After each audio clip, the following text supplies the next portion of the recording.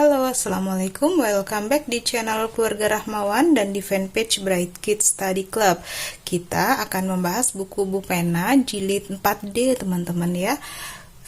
Kali ini saya mau bahas tema 9, latihan soal subtema 2 yang ada di halaman 140.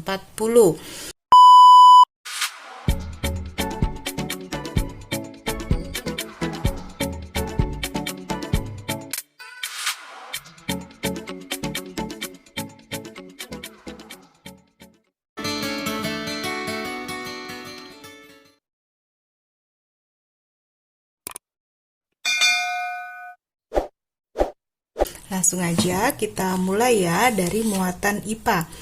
Perhatikan jenis-jenis sumber daya alam berikut. Ada gas alam, emas, angin, minyak bumi, arus sungai, dan aluminium. Pertanyaannya, sumber daya alam yang dapat digunakan untuk sumber energi ditunjukkan oleh jawaban B ya. 1, 3, dan 5. Gas alam, angin, dan arus sungai ya.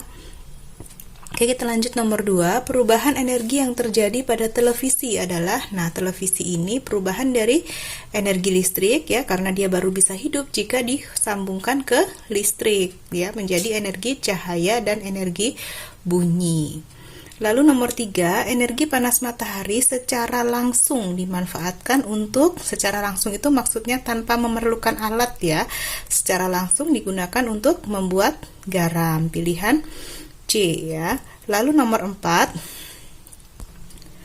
benda yang digunakan untuk membangkitkan listrik dari energi cahaya matahari disebut panel surya ya. Lalu kita lanjut ke nomor 5, tuliskan perubahan energi yang terjadi pada aktivitas berikut. Yang pertama ini ibu memasak ya.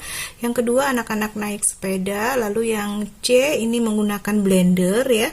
Lalu yang D ini bertepuk tangan. Oke, kita lihat untuk nomor 5. Yang A ya, kompor gas itu perubahannya dari energi kimia menjadi energi cahaya dan energi panas ya. Lalu yang B, yang sepeda ya, lampu sepedanya itu energi gerak menjadi energi gerak kemudian menjadi energi cahaya ya. Ada dinamonya yang menghasilkan cahaya untuk lampu sepeda. Lalu blender itu energi listrik menjadi energi gerak, dan tepuk tangan energi gerak menjadi energi bunyi ya. Ini untuk nomor 5. Oke, kita lanjut ke muatan IPS. Nomor 1, berikut yang merupakan hasil pertanian yang dimanfaatkan untuk sumber bahan makanan pokok adalah makanan pokok ya. Makanan pokok itu padi, singkong, ubi, dan jagung. Yang A. Kalau kunyit itu bukan, cabai juga bukan, bawang putih juga bukan ya. Makanan pokok tuh yang harus kita makan setiap hari, yang hampir semua penduduk itu memakannya setiap hari ya. Jadi padi, singkong, ubi, dan jagung. Lalu nomor 2, perhatikan tabel berikut. Di sini ada jenis tambang dan pemanfaatannya. Pertanyaannya, pasangan yang tepat antara jenis bahan tambang dengan pemanfaatannya ditunjukkan oleh, kita lihat ya. Tadi yang pertama minyak bumi untuk bahan pembuatan perhiasan. Nggak sesuai ya, minyak bumi itu untuk bahan bakar, bukan perhiasan. Lalu emas untuk sumber energi pembangkit tenaga listrik. Tidak sesuai juga, karena emas biasa untuk perhiasan ya. Lalu aluminium untuk bahan bangunan yang bersifat kuat dan ringan. Ya, ini benar. Lalu yang D, intan untuk pengolahan minyak goreng, bensin, dan aspal. Salah ya. Jadi jawaban yang benar adalah C, aluminium pemanfaatnya untuk bahan bangunan yang bersifat kuat dan ringan. Lalu nomor 3, sikap yang seharusnya dilakukan dalam mengelola sumber daya alam yang tidak dapat diperbarui seperti bahan bakar minyak adalah, sikap kita terhadap bahan bakar yang tidak dapat diperbarui adalah, nomor 3 ya, menggunakan secara hemat dan menggantinya dengan sumber energi alternatif jika ada ya. Kita lanjut ke nomor 4. Perhatikan gambar berikut. Berdasarkan aktivitas yang ditunjukkan dalam gambar, sumber daya alam apa yang digunakan untuk menghidupkan mesin tersebut? Ini balap motor ya.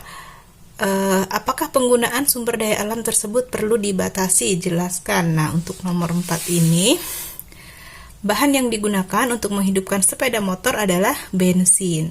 Bensin itu berasal dari minyak bumi dan penggunaan minyak bumi dibatasi karena termasuk sumber daya alam yang tidak dapat diperbarui dan jumlahnya pun semakin menipis di alam. Itu ya untuk nomor 4. Lalu kita lanjutkan ke muatan bahasa Indonesia. Nomor 1, tujuan wawancara adalah C ya, mengumpulkan informasi. Kita lanjut ke nomor 2. Narasumber yang tepat diwawancarai dalam mengenai program vaksinasi polio di posyandu sekitar rumah adalah petugas vaksinasinya ya. Lalu nomor 3, bacalah cuplikan wawancara berikut antara Danu dan petani ya. Saya ingin mewawancarai Bapak terkait pertanian di Desa Sukmajaya, Pak. Iya, Dik Danu, silahkan. Lalu Danunya titik-titik ya. Ini yang harus kita isi nanti. Lalu petaninya menjawab, sudah dari 2 bulan yang lalu. Nah, karena jawabannya itu waktu ya, sudah dari 2 bulan yang lalu, berarti pertanyaannya, kata tanyanya harus pakai kapan ya untuk menanyakan waktu. B, sejak kapan Desa Sukmajaya mengalami kekeringan. Oke. Kita lanjut nomor 4, seseorang atau beberapa orang yang memberikan informasi saat wawancara disebut narasumber ya. Lalu nomor 5, terakhir ya, bahasa Indonesia terakhir, wartawan akan mewawancarai seorang polisi hutan. Menurutmu bagaimana pertanyaan wawancara yang sesuai dengan narasumber tersebut?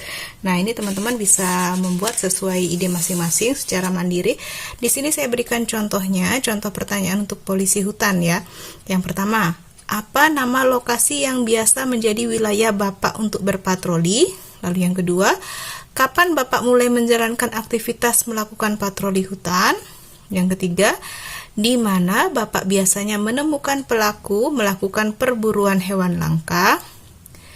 Lalu, siapa yang ikut bekerja sama dengan Bapak dalam menangkap pelaku perburuan hewan langka? Lalu, mengapa Bapak bersedia mengambil pekerjaan sebagai polisi hutan? Dan yang terakhir, bagaimana Bapak menangkap para pelaku perburuan hewan langka tersebut? Ya, oke, ini contoh aja. Teman-teman bebas bisa membuat secara mandiri sesuai ide teman-teman masing-masing ya.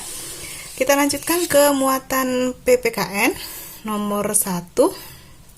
Salah satu kewajiban negara terhadap sumber daya alam berupa tambang adalah, kewajiban warga negara adalah mengelola untuk kesejahteraan rakyat. Pilihan jawaban yang A. Lalu nomor 2, hak masyarakat yang tinggal di sekitar lahan pertanian adalah, untuk nomor 2 ini, hak masyarakat yang tinggal di sekitar pertanian adalah dapat memanfaatkan lahan pertanian dan menikmati hasilnya seperti beras dan jagung ya. Lalu nomor 3, tuliskan bentuk kerjasama masyarakat yang tinggal di lingkungan berikut ya. Ini lingkungan laut ya.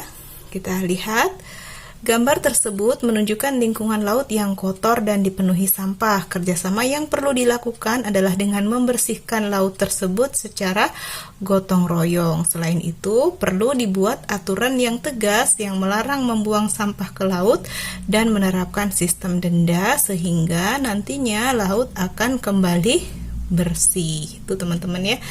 Oke, yang terakhir muatan SBDP. Nomor 1, tema pada lagu memandang alam sama dengan tema pada lagu tentang alam ya, berarti temanya yang sama adalah naik ke puncak gunung. Lalu nomor 2, perhatikan notasi angka berikut. Notasi angka yang dinyanyikan dengan nada paling tinggi dan paling rendah adalah, kita lihat ya. Untuk yang A, yang pertanyaan A, nada paling tingginya itu adalah Si ya, nada paling rendahnya adalah Do. Sedangkan untuk yang soal B, nada paling tingginya Si dan nada paling rendahnya adalah Mi ya. Lalu nomor 3, tuliskan makna yang terkandung dalam lagu Memandang Alam. Jadi makna lagu Memandang Alam yaitu kekaguman seseorang memandang alam dari atas bukit ya. Lalu nomor 4, perhatikan not balok berikut, lalu tuliskan notasi angka dari not balok tersebut dan ketukannya. Oke, ini not baloknya ya. Kita diminta menuliskan notasi angkanya. Oke, ini contohnya teman-teman ya, bisa perhatikan ya. Ini re, sol, re, fa, si ya, do, sol, fa, re, ya. Ketukannya 1/4 ketukan, 1/4 ketukan. Oke, udah selesai teman-teman ya pembahasan kita. Latihan soal subtema 2 ya, tema 9 tadi dari halaman 140 ya, 140 sampai 142. Semoga bisa membantu teman-teman mengerjakan PR, tugas sekolah, ataupun belajar secara mandiri di rumah. Jangan lupa untuk like, comment, subscribe, dan juga share ke teman-teman yang lain ya. Mohon maaf jika ada kekurangan. Thank you for watching. Sampai jumpa di video berikutnya. Bye-bye.